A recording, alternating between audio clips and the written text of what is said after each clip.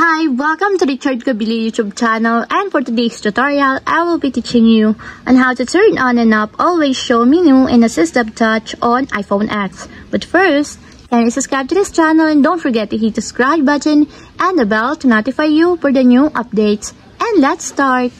Using your iPhone X, from your home screen first, go to Settings. Then in the Settings, scroll down and find the Accessibility and then tap. Then in the Accessibility, scroll down again and then go to Physical and Motor section, then tap the Touch. Then in the Touch, tap the Assistive Touch.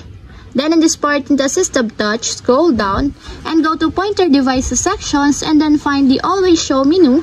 And as you will see, there's a switch button located on the side of it. Then all you have to do is just tap it to enable until it becomes green. The Always Show menu is enabled. It shows the Assistive Touch menu when a pointer device is connected.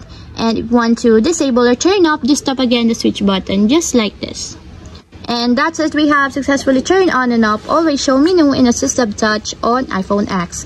If you have a question, can you comment down below and don't forget to hit the subscribe button and the bell to notify you for the new updates.